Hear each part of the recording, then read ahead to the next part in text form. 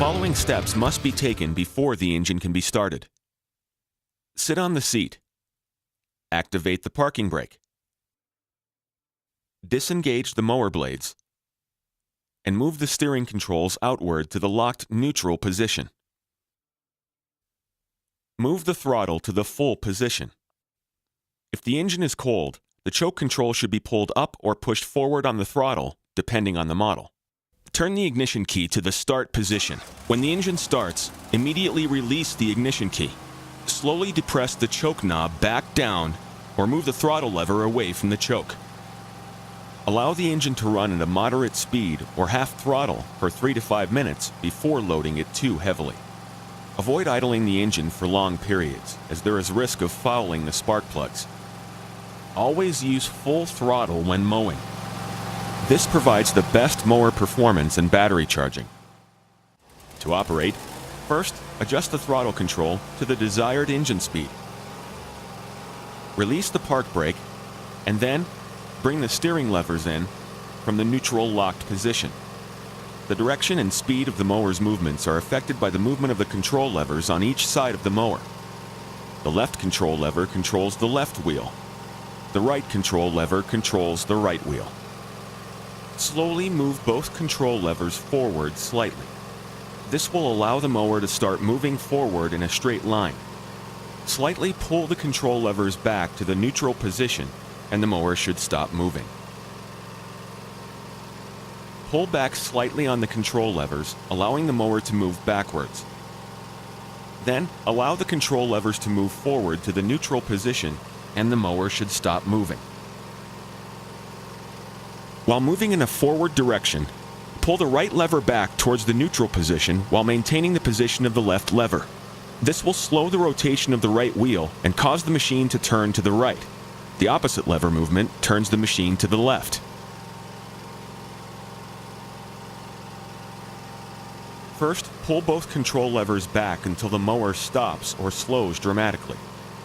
Then, by alternating one lever slightly to the forward position and the other slightly to the reverse position, the operator will complete a zero turn. Just move the control levers back to neutral after completing the turn. To minimize turf damage, zero turning should be executed at a low speed and with minimal steering lever movement. If your mower isn't tracking straight, rotating the track knob allows fine-tuning adjustments so the machine tracks straight with the steering control levers in the full forward position. First, check the air pressure in all 4 tires.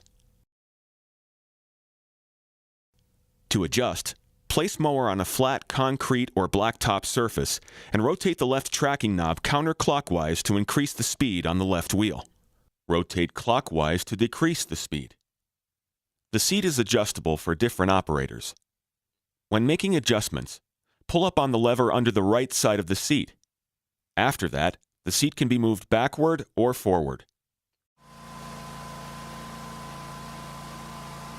Note: the mower is equipped with an operator presence system. When the engine is running, any attempt by the operator to leave the seat without first disengaging the blades, placing the control levers in the locking neutral position, and setting the park brake will shut off the engine. While the engine is running, to begin operation, adjust the throttle control, engage the blade switch, set the deck height, release the parking brake, and move the steering levers inward.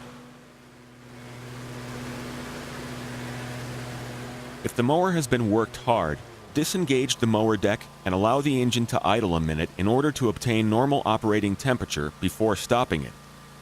Avoid idling the engine for longer periods, as there is a risk of the spark plugs fouling. Disengage the mower deck by depressing the blade switch. Move the steering controls outward. When the machine is standing still, activate the parking brake by pushing the lever release button and pulling the lever upward. Raise the mower deck by pressing the release button on the lever and pulling fully backward to the transport position. Move the throttle to the minimum position. Turn the ignition key to the stop position. Always remove the key when leaving the mower to prevent unauthorized use. Bypass linkages allow the operator to unlock the transmissions. This allows you to push or pull the unit more freely. The levers are located on each side of the rear of the unit below the rear engine plate. To engage, first be sure to shut off the engine. Raise the deck into the highest cutting position and disengage the brake. Pull the bypass linkages up and out of the keyhole slots. Release the levers with the head outside the frame and held in the bypass position. To re-engage the drive, reverse this procedure. Caution must be observed as they are in very close proximity of the muffler. Be sure to release the linkages before operating.